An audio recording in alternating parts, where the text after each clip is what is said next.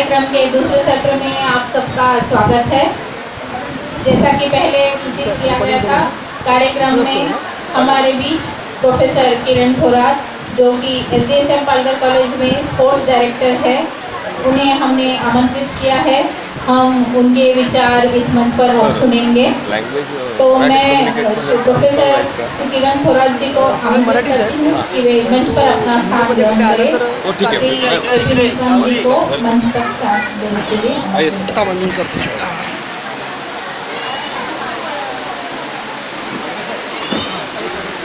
श्री मेश्राम जी और श्री बघेल जी को भी मंच पर स्थान ग्रहण करने के लिए निवेदन करती हूँ। नाही, आहे त्यांची डायरी आहे त्यांच्याकडे, नाही पण त्यांना ती लागेल तसं.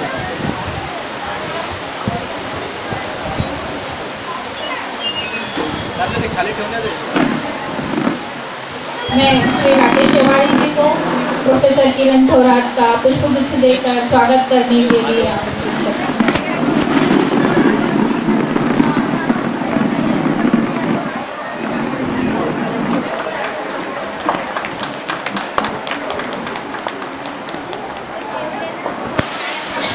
धन्यवाद।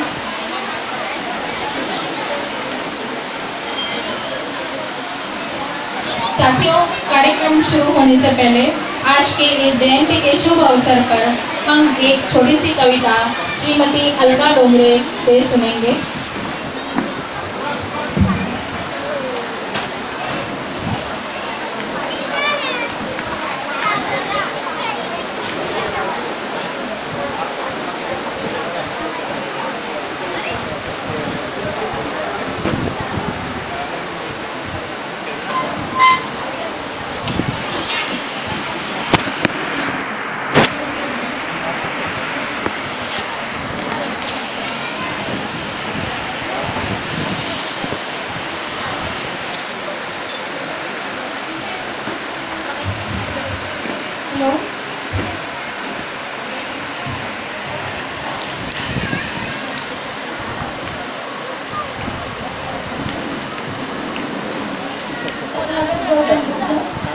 महात्मा ज्योतिबा फुले और परम पूज्य विश्व रत्न डॉक्टर बाबा साहब आम्बेडकर को सबसे पहले मैं नमन करती हूँ और यहाँ उपस्थित प्रमुख उनको भी मैं नमन करती हूँ और यहाँ सभी भाई और बहनों को भी मैं नमन करती हूँ।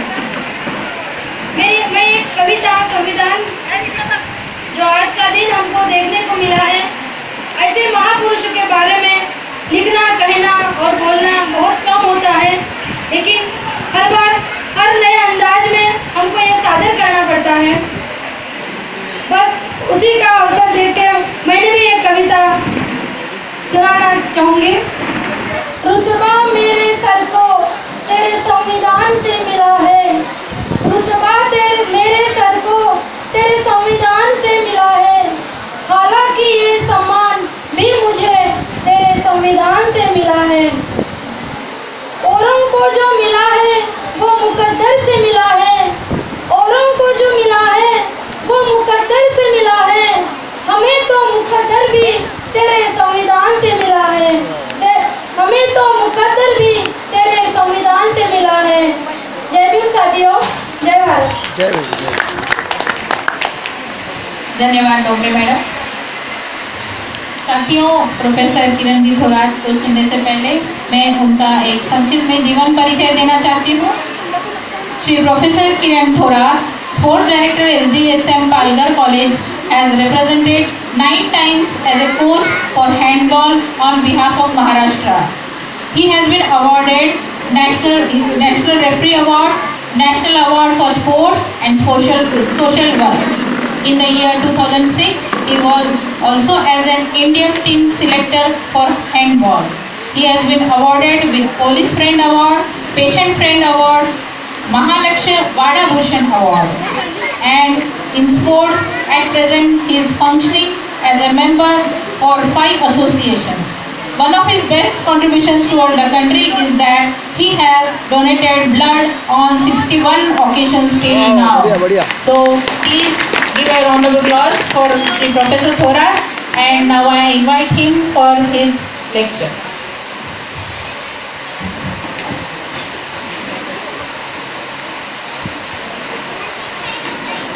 अंकलला बसू दे.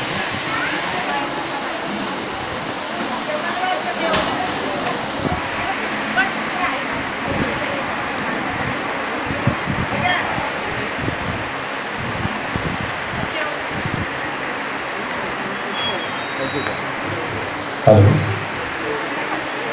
सर्व उपस्थित म्हणजे गंभ बांधव भगिनी, आपणा सर्वांना अगदी हृदयाच्या तळापासून सस्नेह जय भीम. कदाचित आपल्या त्या थोड्याशा आदराने झुकलेल्या माना बघताना मला मागचा इतिहास आठवायला लागला. नक्कीच त्या झुकलेल्या माना ताठ कशा केल्या बाबासाहेबांनी तो मांडण्याचा मी प्रयत्न करेन. पण कार्यक्रमाला जाण्या अगोदर आज आपल्या Tarapur site SC/ST employees welfare असोसिएशनने मला वक्ता म्हणून निमंत्रित केलं. त्याबद्दल मी सर्वप्रथम या संस्थेचे सर्व पदाधिकारी मेश्राम साहेब यांच्याशी माझं 2-3 वेळा बोलणं झालं म्हणून त्यांचं नाव कळलं. तसेच माझे मित्र प्राध्यापक संदेश गायकवाड यांच्यामुळे खऱ्या अर्थाने मी इथं आलो. हे अशी सगळी एंटायर टीम हे नाममात्र कोणतरी तुम्हाला एक माध्यम करत असते. मीही त्यातलं एक माध्यम आहे. उद्या तुम्हीही असाल. आज आपण ज्या अनुषंगाने एकत्र येतोय तो तुम्हाला सर्वांचे उद्धार करते. Not only SC/ST is also counted in NT, ABCD, OBC. Each and every near about 6,743 castes of India.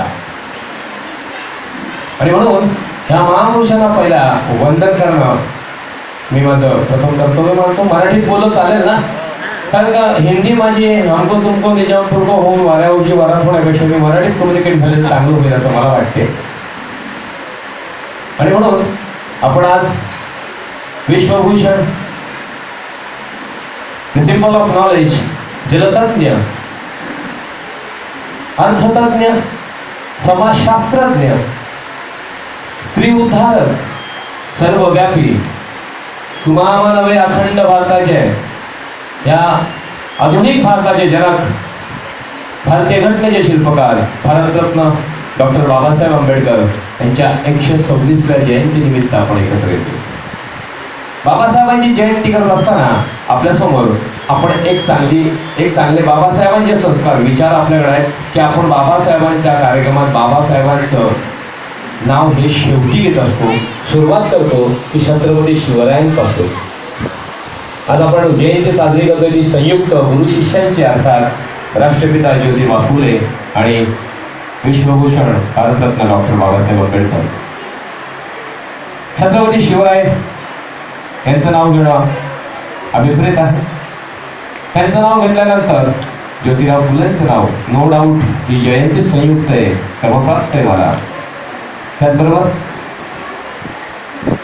Shahu महाराजांचं नाव घेणं तेवढंच अपेक्षित आहे. याची SC/ST असोसिएशन वेलफेअर असोसिएशन, तो वेलफेअर जर शाहू महाराज नसते ते 110 वर्ष अगोदर रिझर्वेशन बेसच लागला नसता जो आज आहे. म्हणून तेही तेवढेच महत्त्वाचे आहे.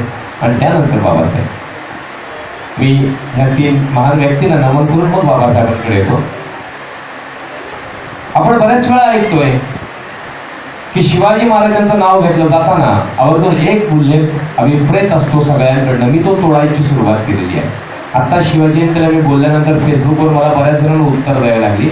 मी स्पष्टपणे म्हटलेलं, मी छत्रपती शिवरायांना हिंदुस्थानचं आराध्य दैवत म्हणणार नाही. मला प्रश्न केला लोकांनी, सर वेळे झाले का? छत्रपती शिवरायांना आराध्य दैवत म्हणणार नाही, बिलकुल म्हणणार नाही. आत्ताच्या घडीला 6,743 जाती, 36 राज्य, 17 प्रादेशिक भाषा, 11 धर्म, 1,400 कोटी जनता, असं मिळून आमचा बनलेला अखंड भारत. ह्या अखंड भारतातला मुसलमान लोक छत्रपती शिवरायांना तेवढाच मानतो. म्हणजे अंगरक्षक शिवरायांचे हे जसं सैन्यामध्ये 33% मुसलमान होते, अंगरक्षकांमध्ये तेवढेच होते. आणि अंगरक्षक काय असतात, अंगरक्षक काय करू शकतात याचं ज्वलंत आणि चांगलं उदाहरण म्हणजे स्वर्गीय माजी पंतप्रधान इंदिरा गांधींना विचारलं असतं त्यांनी सांगितलं असतं अंगरक्षक काय करतात. ते छत्रपती शिवरायांचे अंगरक्षक हे मुसलमान होते. आणि अशा अँगलने जर मुस्लिम एवढे एकनिष्ठ होते, मुस्लिम आजही शिवाजी महाराजांना तेवढ्याच आदराने बघतात, तर मी कसं म्हणू छत्रपती शिवराय हिंदुस्थानचे आराध्य दैवत?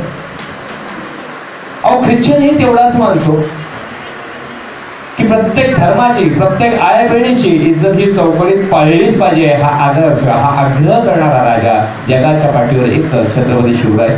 ख्रिश्चन ही तेवढेच मानतात, ज्यू ही तेवढेच मानतात, आणि त्याच्या पलीकडे 365 दिवस मानणारा एक आणि एक मात्र समुदाय, तो अर्थात बाबासाहेबांचे अनुयायी, की बाबासाहेबांचं नाव घेण्या अगोदर पहिलं नाव घेतलं जाते ती छत्रपती शिवाजी महाराज. मग मला सांगा, जर सगळ्या धर्माची लोक आवर्जून, आणि हिंदूंनी तर घेतलंच पाहिजे, कारण रेशनिंग कार्डवर तुमचं नाव लागलं की वारसा हक्काने तुम्हाला प्रत्येक गोष्ट स्वीकारावीच लागते, पण हिंदूंनी ते घेतलंच पाहिजे, अभिप्रेत आहे त्यांच्याकडनं. मग बौद्ध तेवढा 365 दिवस शिवाजी महाराजांचं नाव घेतल्याशिवाय बाबासाहेबांच्या नावाकडे जात नाही.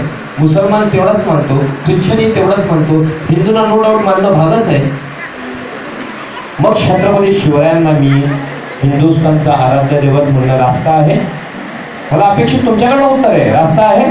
नाही. म्हणूनच मी संकल्पना बोलून टाकली की या अखंड भारताचे महामानव शिवाजी महाराज. दैवत ही संकल्पना माझ्या बापालाच मान्य नव्हती, मी कशी काय म्हणू?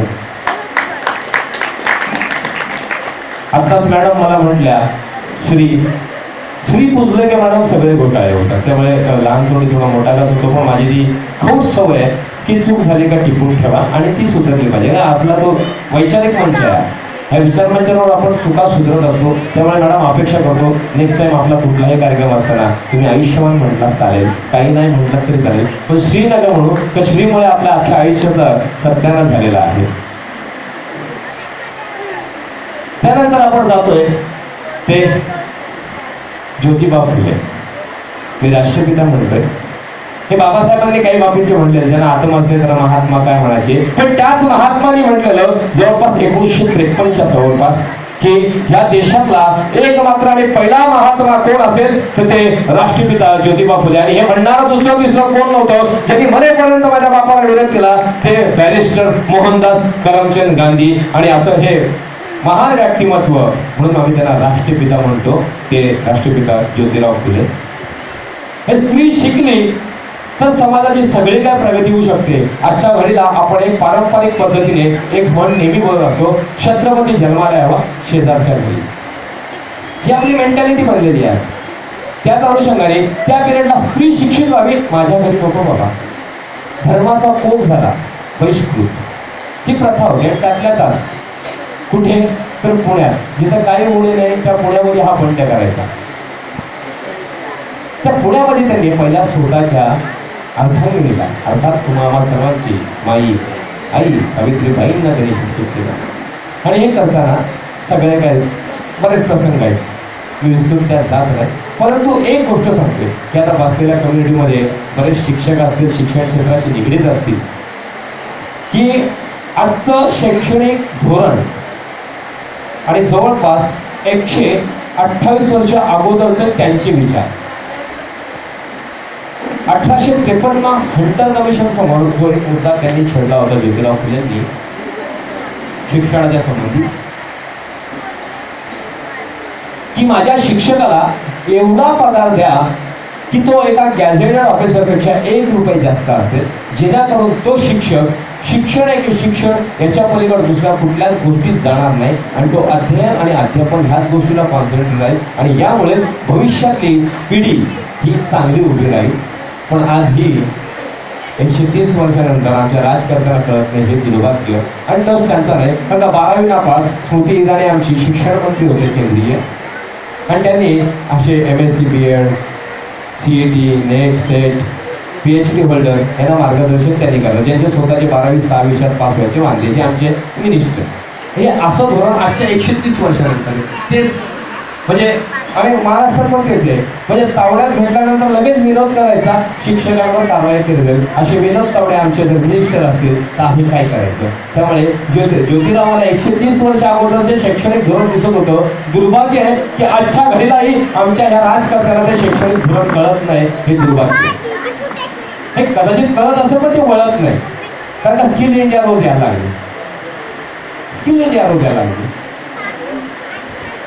स्किल इंडियाकडे मी जाणारच आहे थोड्या वेळा. त्या अशा ज्योतिरावांचं हे कार्य होतं, मी संयुक्त करतोय आपण. ज्योतिराव फुलेंनी काल परवा व्हॉट्सअपवर एक मेसेज फिरत होता 11 एप्रिलला. आमच्या वाड्यामध्ये आमचा एक व्हॉट्सअप ग्रुप आहे, माझी नवीन जी मुलं बसलेत करून त्यांना की व्हॉट्सअप कसा वापरायचा. नक्कीच आता त्याला राज्य पुरस्कारचा व्हॉट्सअप ग्रुपवर डिक्लेअर झाला आहे की आम्ही गावातल्या सगळ्या समस्या त्या ग्रुपवर सोडवतोय. म्हणजे आमच्या पालकमंत्र्यांपासून कलेक्टरपर्यंत सगळे त्या ग्रुपमध्ये आम्ही कनेक्ट ठेवले. आणि त्याच्यावर तो आलं की कुठल्याही आर्यभट्टाच्या ब्राह्मणाच्या सावली माझ्या प्रेतावर पडू नये, हे असं वाक्य त्यांनी दिलेलं, खाली दिलेलं राष्ट्रपिता ज्योतिराव फुले. त्याच्यावर बरीच चर्चा झाली. कदाचित आपण इतिहास व्हॉट्सअपवर वापरतो, रेफरन्सिव्ह इतिहास वाचत नाही, त्यामुळे घोळ होतो, आपल्याला स्पष्टीकरण देता येत नाही. मग शेवटी बघितलं, बरंच वादंग झाले, तर त्याच्यावर मी भाष्य केलं. ही कुठली जातीवादी किंवा धर्मवादी वाक्यरचना नसून ही राष्ट्रपिता ज्योतिराव फुलेंच्या मृत्यूपत्रातली ओळ आहे. तेव्हा ते भाष्य थांबलं. एक तर तुम्हाला इतिहास एवढा पाठ पाहिजे तर तुम्हाला रेफरन्सिव्ह बोलला पाहिजे. कारण का आपण कथाकारांच्या कथेवर इतिहास सांगणारा ते नाही. आपण बाबासाहेबांच्या पायक आहोत, आपण ज्योतिराव फुलेंचे पायक आहोत, आपण शाहू महाराजांचे पायक आहोत आणि आपण रेफरन्सवरच चालणारी माणसं आहोत. म्हणून अशा कथा कादंबऱ्यांमधला इतिहास वाचून आपलं भलं होणार नाही, आपण भलं करून घेऊ शकत नाही. आणि ज्यांनी त्या इतिहासाच्या कादंबरींमध्ये चालले, ज्यांच्यामुळे घोळ झाला, ते सगळे इतिहासकार, कथाकार इतिहासकार झालेत.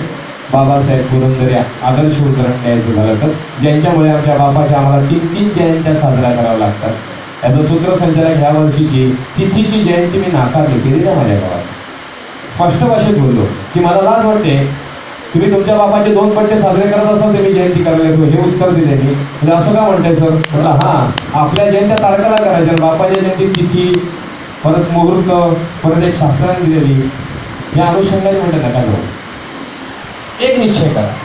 आणि का तर एका बाजूला ज्योतिराव फुलेंनी शोधून काढलेली ती तारीख आहे. ज्योतिराव फुले ओबीसी आधी कोणाला किती हायलाईट करता येते. आणि ह्या देशातला एक साधी गोष्ट आहे, बरेच जणांनी ते इंटरव्ह्यू दिलेली असेल, बऱ्याच जणांनी जवळपास एम्प्लॉईज आहे, पण नवीन माणसाचा अनुभव सांगतो, जो माझा अनुभव सांगतो. मी तुमच्यासमोर मॅडमने डाटा एवढा वाचला कारण माझ्या नोकऱ्या पण तेवढ्याच गेल्या, त्यामुळे माझा बायोडाटा मोठा होत गेलाय.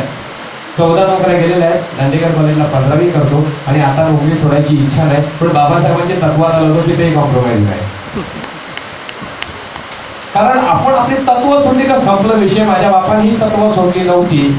आणि याचं उदाहरण म्हणून आता मी जरा बाबासाहेबांच्याच बेसवर येतोय की बाबासाहेबांची तत्व काय होती की जो माणूस स्वल्पविराम बदलायलाही कुठे तयार नसायचा. आणि त्याचं उदाहरण साधारण 1935च्या दरम्यान जेव्हा खूप जातीय तडे चालू होते, लढे चालू होते. आणि त्या लढ्यामधनं काही अशा म्हणजे ना घरकांना घातलं धोबिका फक्त जसं म्हणतो ना, तशा विचारसरणीच्या लोकांनी एक नवीन संघटना स्थापन केली, जात तोड समिती अशी स्थापन केली. आणि त्यातनं त्यांनी 1935ला लाहोर म्हणजे तेव्हाचा पंजाब राज्य, त्या पंजाबला बाबासाहेबांना भाषणासाठी बोलवलं की बाबासाहेब तुम्ही या, तुमचंही काम तेच चालू आहे, जातीयांताची लढाई तुम्ही लढताय, आम्ही जातीयांताची लढाईच लढतोय, म्हणून आम्ही जाततोड समिती स्थापन केले, त्याच्यासाठी तुम्ही या. बाबासाहेबांनी स्वीकारलं भाषण करायचं. तारीख फिक्स झाली, सगळं झालं. काही लोकांचं सांगितलं नाही नाही नाही, हे थोडं खूप तिखट आहे, हे गांधीला ऐकत नाही, तुमचं माझं काय ऐकत, हे गांधीचंही ऐकत नाही, तर तुमचं माझं काय ऐकायचं. भाषण पहिले लिखित मागवा, जसं आज माझं मागवलं नाही, कदाचित चूक केलं मेश्राम साहेबांनी.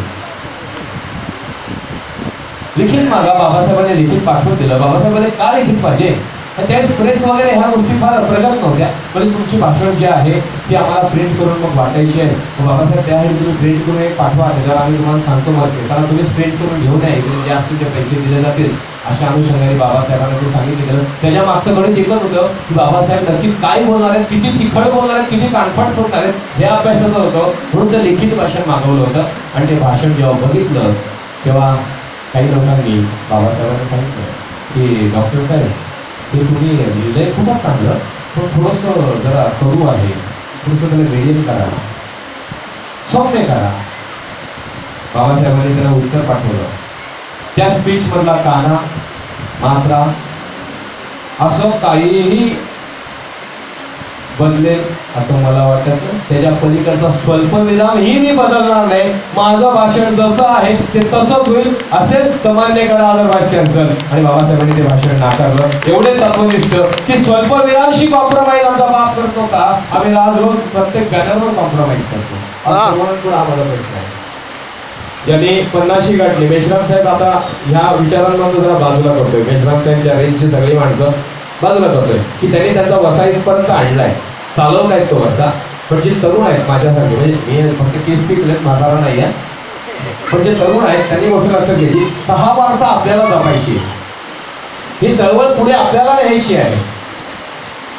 आणि याच्यासाठी काय, ते याच्यासाठी तुम्ही तात्विक असले पाहिजे, तुम्ही विवेकी असले पाहिजे, विचारसरणीत असले पाहिजे. कुठल्या मंचावर जायचं हा आपला निर्णय असला पाहिजे आणि तिथे आपली बांधिलकी असणं गरजेचं आहे. पण आम्ही काय करतोय, चला बॅनरवर सगळीकडे झळकतो, 2-4 फोटो येतात. बोईसरमध्ये सौरासाहेब आले, मग चला आज बीजेपीचा गळ्यात माळ घालून घ्या. नाही मी नव्हतोच गेलो, पण ते काका होते ना जोडीला, ते बोलले काय नव्हतं त्याला, बरंच काय होते. आपण ती गोष्ट विद्यार्थी मित्रांनो लक्षात घेतो. सॉरी माफ करा, मी विद्यार्थी समजतोय का, आमची शिक्षकांची जातात 6 पिरियड कंटिन्यू बांधलेले असतात, त्यामुळे विद्यार्थीच वाटतात सगळे. त्या अनुषंगाने जाताना आपण तो विचार करत नाही की आपण कुठे असायला पाहिजे, काय करायला पाहिजे. त्यामुळे अपेक्षा करतोय की तुम्ही सगळे, आज कोण इथला स्थानिक पैशाचे मला माहित नाही, पण तुम्ही सगळे इथले आहात, हे भूमिपुत्र आहात. कारण का, माझ्या बापाने दिलेला हा अधिकार आहे अखंड भारताच्या 125 कोटी लोकांना की काश्मीरचा पंडित तिरुपतीत जाऊन धंदा करू शकतो, तिरुपतीचा माणूस बोईसरमध्ये येऊन राहू शकतो, बोईसरचा माणूस मणिपूरमध्ये जाऊन राहू शकतो. परंतु आम्ही तिथे बोलू शकत नाही की तुम्ही मराठीतच बोललं पाहिजे, हे महाराष्ट्र आहे, मराठीतच बोललं पाहिजे. अजिबात आपण आग्रह करत नाही, आपली माणसं आग्रह करत नाही. कारण आपण बाबासाहेबांच्या विचारांना, बाबासाहेबांच्या संविधानाला एक्सेप्ट करणारे आहोत. मला काल परवा मेश्राम साहेबांचा फोन आला, म्हटले सर हिंदीत बोलाल तर चांगलं होईल, पण असतेच कळलं की मॅक्झिमम मराठी बोलते आणि मराठीत मी उत्तम तुमच्याशी कम्युनिकेट होऊ शकतो, त्या अँगलने मी मराठीत आलो. जर कळलं नाही तर हातवरती करा, जिथे जिथे मला वाटेल हिंदीत मी बोलेन. पण हे अधिकार आम्हाला बाबासाहेबांनी दिले. आम्ही काय करतोय, आज आपण प्रत्येक गोष्ट करताना आज आपल्या घरातलं बाळकडूच असलं पाहिजे चांगलं. म्हणजे आम्ही एका बाजूला सांगताना आमच्या नाण्याच्या जशा 2 बाजू आहेत तशा आमच्या वागण्याच्या 2 बाजू आहेत. भारतीय संस्कृतीत, हिंदू संस्कृतीत म्हणायचं झालं तर, कारण मी हिंदू नाही त्यामुळे हिंदू संस्कृतीचा वसाहत धरतच नाही, पण भारतीय संस्कृती सांगताना मला 2 बाजू पकडाव्या लागतात. एका बाजूला आम्ही नेहमी म्हणतो यत्र नारी तत्र देवता, जिथे नारी बघितली तिच्यामध्ये मी देवता बघतो. आणि पुढे गेल्यावर आम्ही लगेच काहीतरी वेगळी कमेंट करतो. अरे मला हेच कळत नाही की ज्यांना कुठल्या गोष्टीच मान्य नव्हते असे लोक लोकमान्य झालेत. फॅक्ट आहे ना. आज कुठेही शिवजयंतीचा बॅनर बघा तुम्ही, आज आम्ही लोक नालायकपणा करतोय. स्पेशली मला ओबीसी लोकांवर ह्या गोष्टीचा फार राग येतोय की आम्ही गणित शोधायलाच जात नाही. गुरुजींनी सांगितलं ना 2 अधिक 2 बरोबर 5, मग 5 लिहायचे. अरे पण थोडं विचार करणार, 2 अधिक 2 4च होतात, 5वा कुठं वाढला? इकडे वाढवायचीच काम आहे, इकडे वाढवायचीच काम आहे. काय वाढवताय? ज्योतिराव फुलेंनी हा शोध लावला, फोटो बाळ गंगाधर टिळकांचा असतो.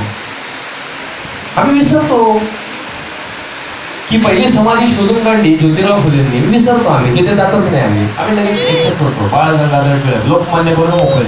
मला सांगा, इथे बसलेला प्रत्येक स्त्रीला माझा प्रश्न आहे, प्रत्येक स्त्रीला प्रश्न आहे की आजच्या वेळेला तुम्ही बाळ गंगाधर टिळकांना जर खऱ्या अर्थाने तुम्ही सावित्रीच्या लेखी असाल तर मला उत्तर द्या, बाळ गंगाधर टिळकांना लोकमान्य एक्सेप्ट करतात का? नाही का? सर तुमच्याकडनं मला उत्तरच नको, कारण ही सजा त्यांना भोगायला लागणार होती. का? आपण जनरल डिस्कशन करतो, व्याख्यान म्हणून बाजूला जातो. कदाचित माझ्या काही आईच्या वयाच्यात, काही बहिणीच्या वयाच्यात, काही मुलींसारख्या आहेत. का?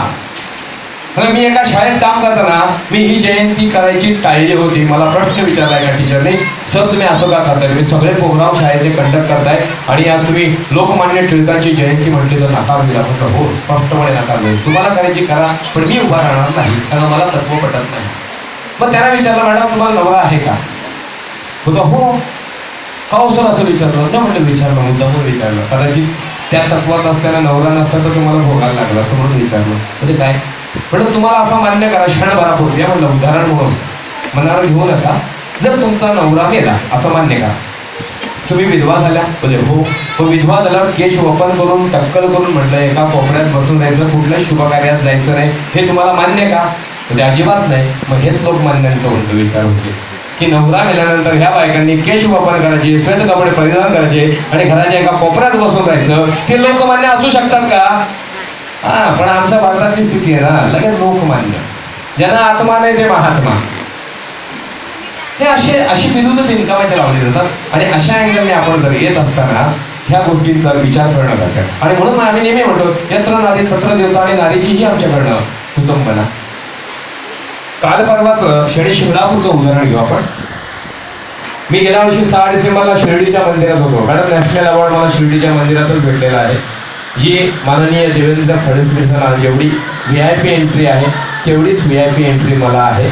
मी मुद्दामून तुम्हाला हा विषय छेडतो, कदाचित तो इथला बेस नसेल पण तत्वाचा बेस आहे त्याला, की मला पुरस्कार दिल्यानंतर तत्कालीन अध्यक्ष होते ससाणे आणि मधी खासदार ज्यांनी रामदास आठवलेंना पाडले ते वागचौरे खासदार, हे तेव्हा तिथे पदाधिकारी होते आणि आम्हाला VIP कार्ड दिले, life time VIP guest card. इकडं तुम्ही भारतातल्या 68 लोकांना नॅशनल अवॉर्ड मिळाला, त्यापैकी तुम्ही एक आहात.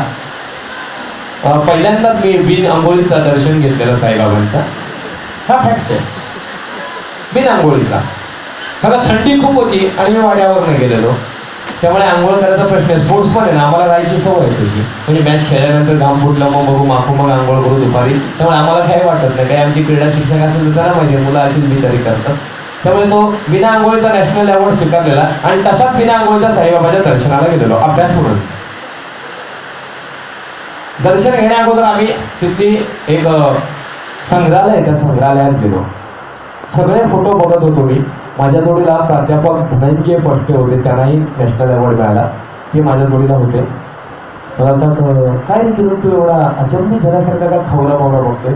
म्हटलं काय नाही, सगळे संत पंतांची नावं पक्की मोठी दिसतात. माझ्या ओरिजिनल शब्द जो होता तोच वापरला. म्हटलं ही खूप मोठी दिसतात, पण ज्यांनी साईबाबाची कलाकार म्हणून बोलतात, साईबाबा कोण आहे मला माहिती नाही, मी त्या विषयात जात नाही, तर त्याच्यासाठी 2 तास लागतील मला.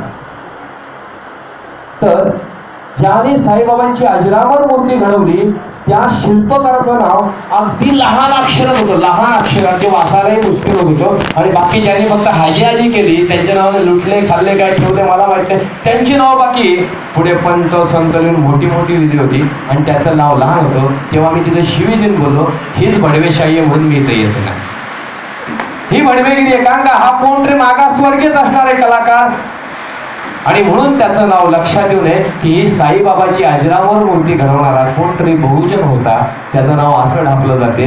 आणि कुठेतरी शेठजी भटजी यांची नावं अशी मोठी लिहिली जातात, त्यांना काहीच नव्हते. म्हणून म्हटलं इथे येणं सोडून देते. नंतर मी पुन्हा प्रश्न केला, साईबाबाच्या समोर उभा राहिल्यावर मी प्रश्न केला, म्हटलं सर हा मोठा की मी मोठा? हा प्रश्न केला. जवळपास सगळ्यांनी मला वेड्यात काढलेला, माझ्या जोडीला जे 67 जण होते त्यांनी वेड्यात काढला आणि ते खुश होते, अरे कधीही आलो तो मस्त VIP एंट्री मिळणार आहे. आणि मी वेगळे प्रश्न विचारत होतो की म्हटलं हा मोठा की मी मोठा? तर सर असं का? म्हटलं हो काका. म्हटलं मी चैत्यभूमीला गेलो तर एक national awardee India team selector म्हणून मला कधीच एंट्री VIP मिळत नाही. नेट रांगेत उभे राहा, थेट आत या, थेट नतमस्तक व्हा आणि थेट बाहेर निघा.